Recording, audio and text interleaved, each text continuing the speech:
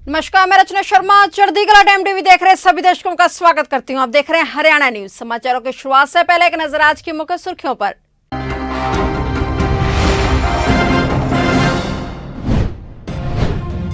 हरियाणा सरकार ने किसानों को दी राहत। किसानों को नए बाग लगाने पर मिल रहा प्रति हेक्टेयर 50% तक अनुदान। आज से हुआ छठ महापर्व का आगाज। 11 नवंबर को सूर्य को अर्घ्य देकर होगा महापर्व का समापन।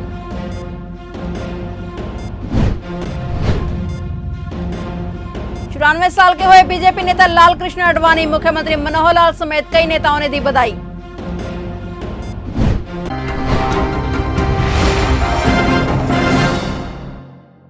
और अब समाचार विस्तार से।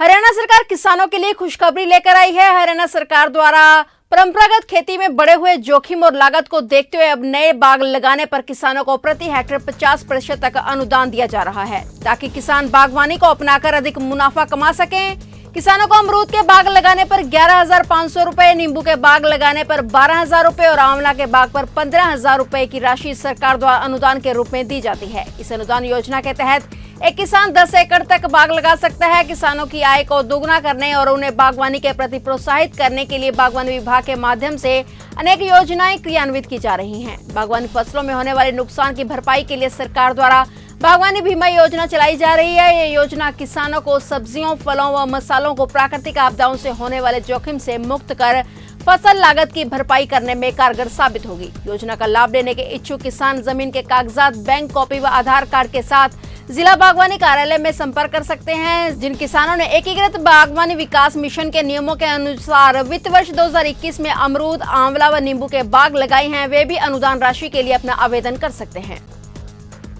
दीपावली पर्व के बाद पूर्वांचल वासियों का मुख्य छठ महापर्व का आज से आगाज हो गया है। इसके लिए कई जगह कृत्रिम घाट तैयार किए गए हैं। यह पर्व आज सुबह 8 नवंबर को नहाय खाए के साथ शुरू हो गया है। 4 दिन चलने वाले इस महापर्व का 11 नवंबर को सुबह उगते हुए सूर्य को अर्घ्य देकर समापन होगा। व्रत रखने वाले श्रद्धालु 8 नवंबर को नहाने के बाद सात्विक भोजन का सेवन करने के उपरांत सूर्योदय को अर्घ्य देने के बाद ही व्रत खोलते हैं।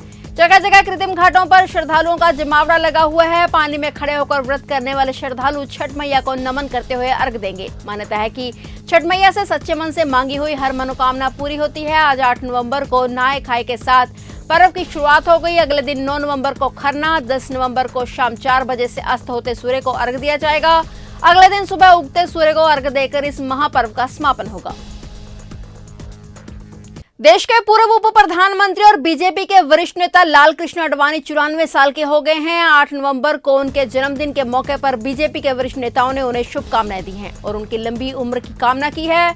प्रधानमंत्री नरेंद्र मोदी ने उन्हें शुभकामनाएं देते हुए उनकी लंबी आयु की कामना की। वहीं आडवाणी जी के जन्मदिन के मौके पर मुख्यमंत्री मनोहर लाल ने भी उनको शुभकामनाएं दी। सीएम मनोहर लाल ने कहा कि देश के पूर्व उप प्रधानमंत्री, भारतीय जनता पार्टी के प्रतिष्ठित नेता, हम सभी के पथ प्रदर्शक श्री लाल कृष्ण आडवाणी जी को जन्मदिन की ढेर सारी बधाई। आप सदैव यूं ही हमारा मार्गदर्शन करते रहें, हमेशा स्वस्थ रहें, दीर्घायु रहें। ईश्वर से ऐसी कामना करता हूं। बता दें कि भाजपा के वरिष्ठ नेता और देश के 7वें उप प्रधानमंत्री लाल कृष्ण आडवाणी का जन्म पाकिस्तान के कराची में 8 नवंबर 1927 को एक हिंदू सिंधी परिवार में हुआ था। उनके पिता का नाम किशन चंद आडवाणी और मां का नाम ज्ञानी देवी है। उनके पिता पेशे से एक उद्यमी थे। 3 कृषि कानून वापस लेने की मांग को लेकर चल रहे आंदोलन का 26 नवंबर को 1 साल पूरा होने जा रहा है। किसान अभी भी सिंगू, टिकरी व गाजीपुर बॉर्डर पर डटे हुए हैं। इसी कड़ी में आंदोलन तेज करने को लेकर कल मंगलवार 9 नवंबर को सिंगू बॉर्डर पर संयुक्त किसान मोर्चा की अहम बैठक होने जा रही है। इसमें आंदोलन तेज करने के साथ ही आगामी रणनीति को लेकर विचार विमर्श किया जाएगा। बैठक महत्वपूर्ण है और इस पर सभी की नजरें टिकी हुई हैं। दूसरी ओर सरकार व प्रशासन किसानों को समझा बुझाकर रास्ता खोलने की बात पर मनाने में जुटे हुए हैं। इसको लेकर कई दौर की बैठकें भी हुई, लेकिन नतीजा सिफर रहा। इसी के चलते कल की बैठक महत्वपूर्ण है और इसके बाद ही पता चलेगा कि आंदोलन और तेज होगा और रास्ता खुलेगा या नहीं। बॉर्डर बंद होने से उद्योगपति, कंपनियां, फैक्ट्रियां घाटे में चल रही हैं तो लोगों का रोजगार भी छिन चुका है। इसी के चलते उद्यमियों ने कोर्ट का दरवाजा खटखटाया है। कोर्ट इस मामले में क्या निर्णय सुनाएगा, इस पर भी सभी की नजरें टिकी हुई हैं। हरियाणा के अंबाला की सेंट्रल जेल एक बार फिर से चर्चाओं में आ गई है। इस बार सेंट्रल जेल में उम्र कैद की सजा काट रहे एक व्यक्ति ने आत्महत्या करने की कोशिश की है। उस व्यक्ति का नाम नौशाद बताया जा रहा है।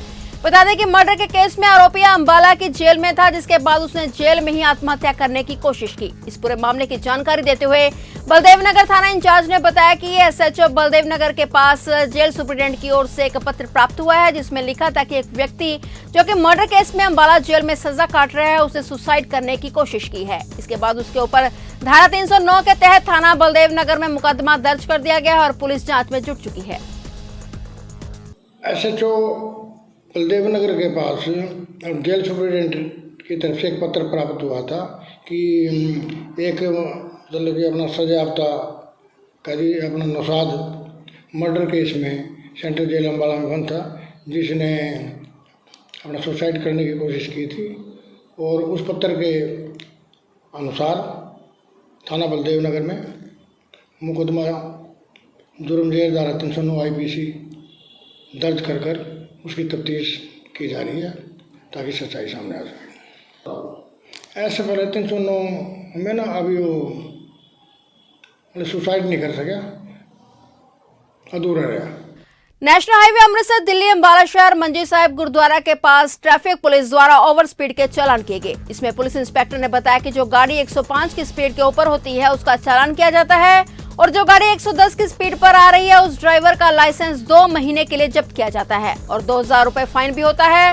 बता दें कि पिछले काफी समय से मंजी साहिब गुरुद्वारे के पास हाईवे पर लगातार एक्सीडेंट के मामले सामने आ रहे थे। स्पीड को कंट्रोल करने के लिए अब ट्रैफिक पुलिस ने सख्ती दिखाई है। ओवर स्पीड का चलान था ये 2000 का है जी, और 105 से ऊपर जो गाड़ी होती है स्पीड, तो उस गाड़ी का चलान किया जाता है। और सर इसमें किन धाराओं के तहत होता है ये? धारा 28 जो इसका है MU एक्ट का, तो उसके तहत किया जाता है जी। हाँ, लाइसेंस सस्पेंड होता है यदि ज़्यादा स्पीड हो तो। कितनी स्पीड पे लाइसेंस जब्त होता है? ये तो आप 110 के आसपास कर देते हैं, 110-12 पे। तो कितने दिन के लाइसेंस? वो 3 महीने के लिए होता है जी। कैथल जिले के गांव चौथ में डॉक्टर भीमराव अंबेडकर का विद्यार्थी समारोह दिवस मनाया गया और डॉक्टर भीमराव अंबेडकर भवन में एक लाइब्रेरी की शुरुआत की गई। साल 1900 में 7 नवंबर को ही डॉक्टर भीमराव अंबेडकर ने स्कूल में दाखिला लेकर अपनी शिक्षा की शुरुआत की थी। इस प्रोग्राम के संयोजक रामनिवास चौथ रहे और अध्यक्षता राजपाल सिंह व सुरेश लोधर ने की। कार्यक्रम में मुख्य अतिथि के रूप में शामिल होने बानाराम जागलान भी चौथ पहुंचे और जागलान ने कहा कि इस लाइब्रेरी से ग्रामीण बच्चों को खास तौर पर लाभ मिलेगा। बच्चे दूर दराज न जाकर गांव में ही अच्छी प्रकार से प्रतियोगी परीक्षाओं की तैयारी कर सकेंगे। इसी के साथ उन्होंने कहा कि मैं बच्चों से उम्मीद करता हूं कि बाबा साहेब के कर कमलों पर चलकर शिक्षा ग्रहण करते हुए अपने परिजनों का नाम रोशन करें।